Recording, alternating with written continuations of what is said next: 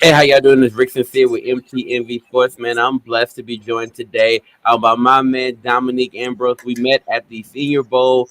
It was an awesome experience. Yo, we got a chance to go on the field, and every time, like I'm walking on the field, I look at Dominic. I'm like, yo, this is crazy. Yo. It was an awesome experience, man. It was a great time there, and we got a chance to really, really live some dreams out there. But let's now talk about the analytics. Let's get into it. Man, you are a writer for Fanatic and Blitzalytics. So we want to kind of dive into your thoughts and recap a little bit about what happened at the Senior Bowl. So just in your overall experience, let's just look at the overall experience first. What did you think about the overall experience as a credentialed member of the media covering the Senior Bowl? I felt like a kid at Christmas. I mean, it was my very first experience with the media credentials and my very first Senior Bowl, and it was a great experience from day one to through the game. I couldn't have asked for a better experience to have a first with. I thought everybody was friendly, great. I thought the guys that organized the Senior Bowl did a great job. Just getting all the information out to us and having being accessible to us if we had any questions throughout the experience. Love it. Now let's dive into some prospects because that's what we were all there for, right? To look at Yep. some prospects, get some firsthand information. So, in your opinion, right, which prospects stood out for you during the week of practice? Let's just talk about during the week, right? Who stood out for you?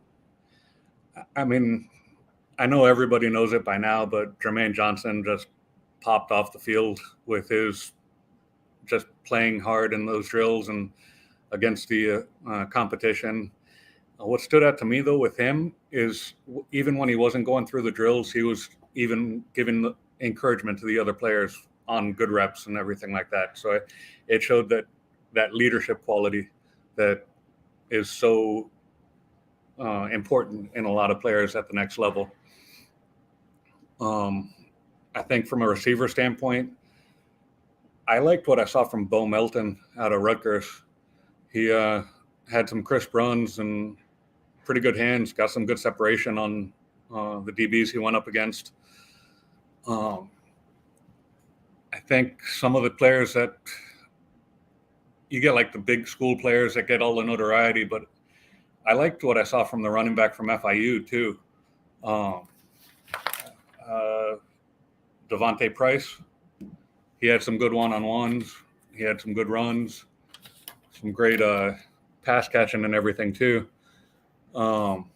Even Damien Pierce out of Florida, another running back that could provide a quality back for teams looking for a back in this draft. I thought Maffey out of Minnesota showed up at the game and had a solid week of practice too, but he just went off during the game with a few sacks. And my favorite O-lineman for now, at least, is Falele out of Minnesota too. I mean, beast of a mountain, and he's only literally been playing football for 5 years, so he's not even scratched the surface of his capabilities and all, I think. So I need to know. Okay, you mentioned Johnson. Everybody was kind of really excited about Johnson. Mm-hmm. Not going into it, but they were excited after it was all over, right? Perrian Winfrey is another guy, right, who kind of lit it up and went crazy in drafts and actually left with an award. But we'll talk about the actual game later. But in the week of practice, you said Johnson stood out to you, right? Yep. I want to know, was there anybody that he dominated that you didn't expect him to dominate? Any matchups that you just didn't expect him to win, or anything that really, really like popped for you from him outside of being a leader off the field? His overall body of work throughout practice. I mean, he constantly went up and had a great motor through all his reps. It was one of those where it was like he had that practice at a high level, and he stayed at a high level throughout the practices. He didn't look like he took any drills off or anything. And even in his like just regular position drills, he looked smooth in his movements. A lot of the other line looked more robotic, and it didn't look natural for them, as opposed to Johnson, who just looked smooth. I love it. All right, cool. Now let's talk about the actual game. Sure. Because yeah, of course, we're around, on the field for game day. But during the actual game, you went back up, right? You went back up. You're Yep. sitting there. And I like the way you kind of position yourself. You got it right in front of the glass, right in the Mhm. middle of it, so you can see it all during the game. So in the game, who shined for you during the game? Gosh, during the game, Maffey, like I said, jumped out at me. Just his aggression stood out, and just got, like I said, a few key sacks to create turnovers. Cole Turner, another one of the tight ends from Nevada, I believe, stood out to me. Gosh, so many players that I saw just stood out where, you didn't get a chance to see all of them, especially with me being down in South Florida. It's like you get the regional coverage and like the big games, so a lot of these players that I wouldn't normally see, I was trying to soak in and get everything. Um,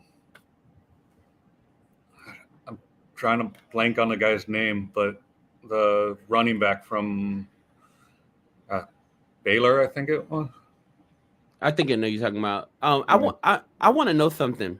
Okay. People are going to be super interested in quarterbacks Yep. because that what we're going to see, right? Oh, That's yeah. what It's got the biggest spotlight, that's for sure. Yeah, that has the biggest spotlight, and those are the players who could get bumped up in the Yep. draft, right, leading up to it.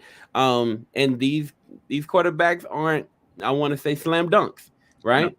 Mm-hmm. During the game, which quarterback impressed you the most?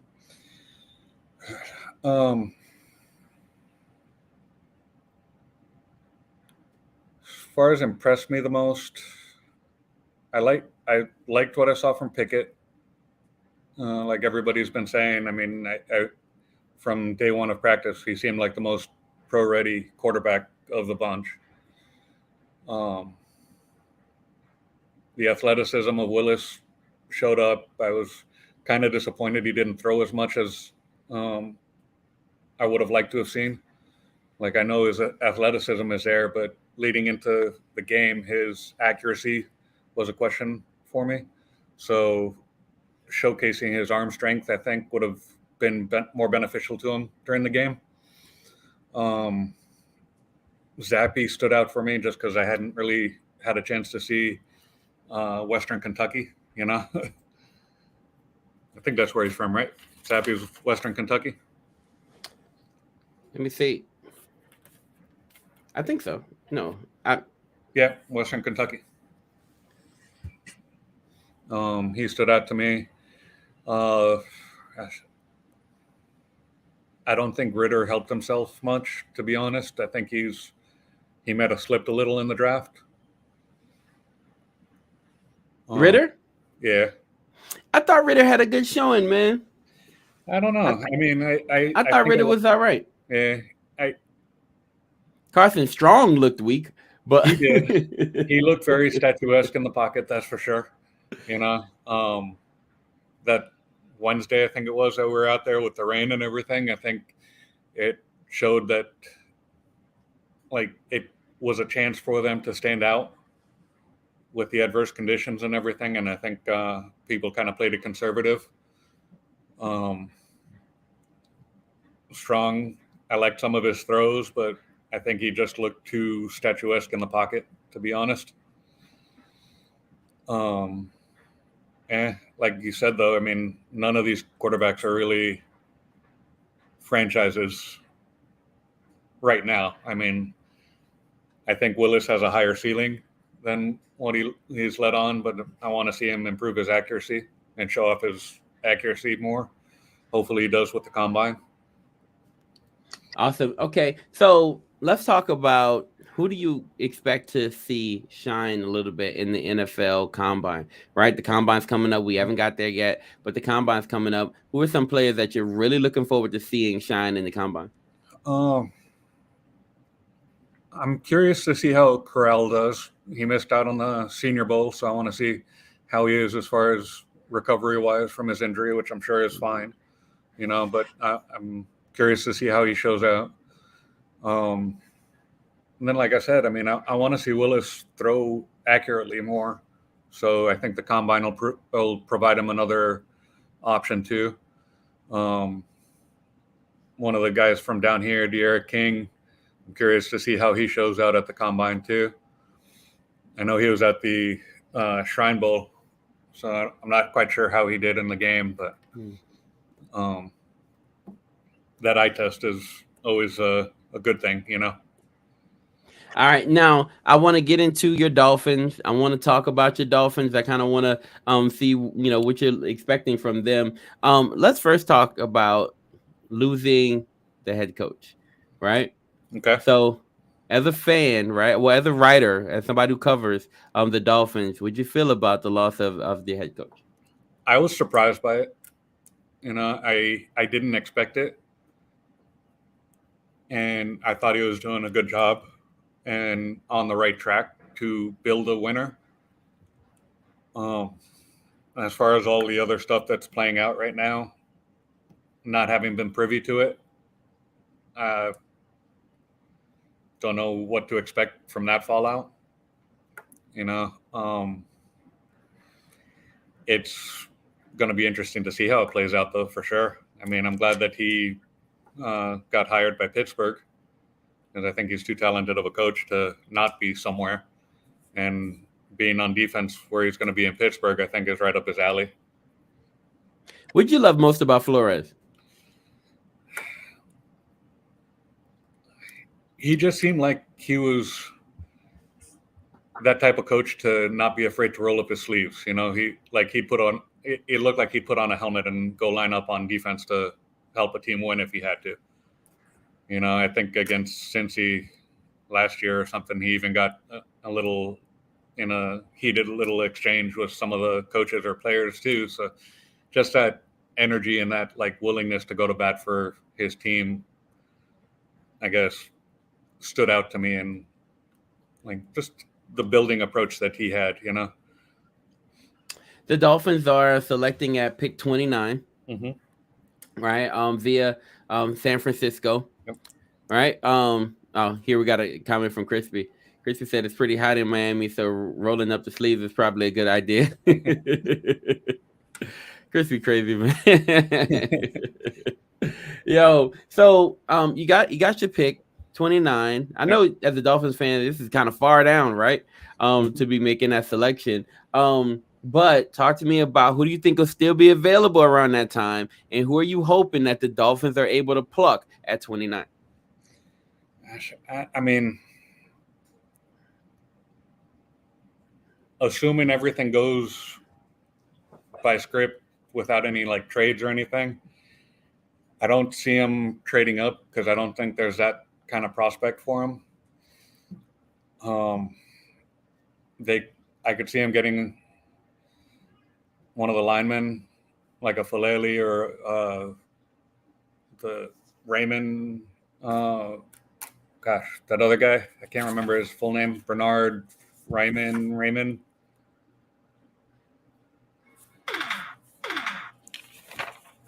One of the smaller, Bernard Raymond, the Central Michigan guy. Okay. I could see him going there. I know it wouldn't be the popular pick because it's what they've spent a good deal of draft on already.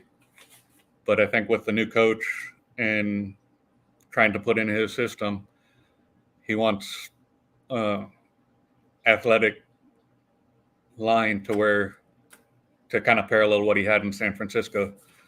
You know, he had Trent Williams out there. I think that he used in a lot of motions and everything too. So having a big-bodied tackle on the outside could pay dividends.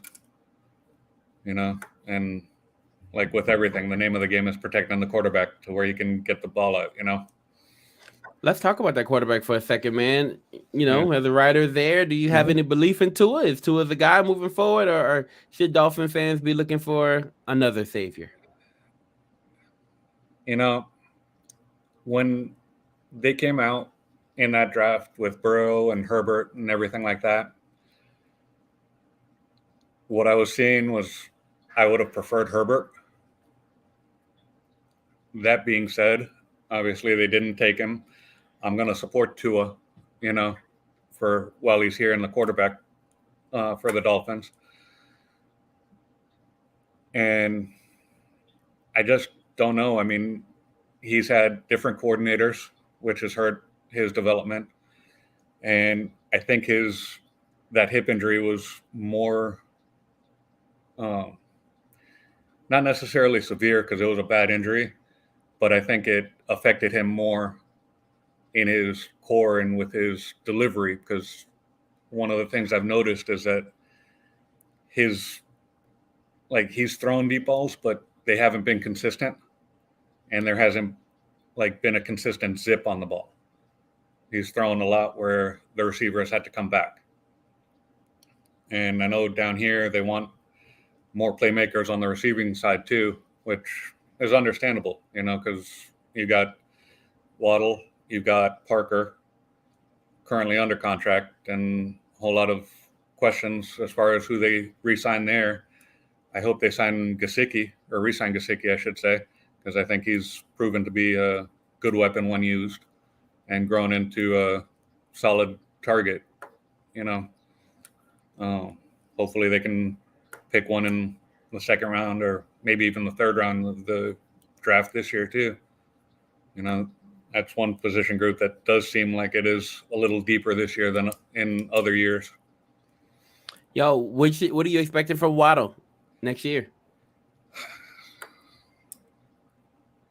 Improving and building on what he did as a rookie. I mean, he did well as a rookie down here. Not everyone's going to have the same kind of turnout as like a Jamar Chase or anything, but I would look for him to build and improve, especially in McDaniel's, or the offense McDaniel wants to instill. I know he was quoted recently as saying that he would draft him for fantasy teams. So we'll see how it translates to the field, Man, I'm definitely I made the selection of Waddle in my last fantasy draft last year. I'm definitely going after him this year. It's not even a question. Yeah. I'm not even thinking twice about it, bro. Not even at all. So I have to ask you this. I looked at the Dolphins running backs. Okay. Right? I'm none too impressed. Mm-hmm. Could I see at 29, is there a possibility that maybe you go after a running back there, right? Or do you think maybe it's later on in the draft you look for a running back? I could see it there, but at the same time, I think there's still quality to be had later on. So it's going to be a question as far as what the Dolphins want to prioritize. Do they want to shore up the line, which will help protect the quarterback and establish that run? Or do they want to go after that proverbial bell cow back to lead the backfield?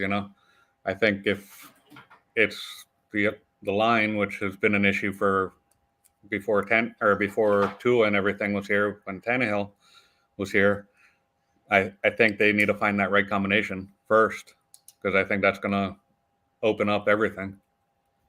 You mentioned Damien Pierce earlier in your recap, right? Right. And then you also talked about, well, actually you didn't talk about, but I'm mentioning Spiller here, right? Mm-hmm. Let's say both are on the board at 29, right? You got Spiller on the board from Texas A&M at 29. You also have Damien Pierce on the board, right?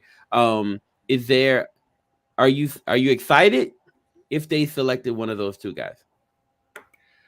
I wouldn't be mad. I wouldn't be mad at either one. And probably that later part of the first round and even into the second is when they'll start coming off the board anyway. So it's going to be a question of if they have faith that if they'll be there when they come back around, I wouldn't be mad at either pick though. Okay, awesome. Yo, do me a favor, man. Is there anybody you want to highlight, right? Any player who's very, who's very like keen on your mind, somebody's really who you want to shout out, somebody who you're like really, really paying attention to for the next few years? I'd like to say all of them, but that ain't even possible. I can't think of one that like would necessarily stand out. I mean, as far as coming out of this draft, like the ones we've mentioned, throughout our time. Even next year, I think there's going to be a lot of good quality people coming out, like at multiple positions. All right, awesome. Yo, how can people find your work, man? How can they find you? How can they find your work and support what you're doing? On finfanatic.com, I contribute there. Blitzalytics, I'm contributing. You can reach me at Twitter at Dom Ambrose 10. Hit me up. I'll be sure to follow you guys back. Ask me any questions there. I'll be sure to answer them as best I can. Awesome. Yo, my guy Dominic, man, we appreciate you coming on the show. We truly appreciate your time. No problem. Thank you. Yes, sir.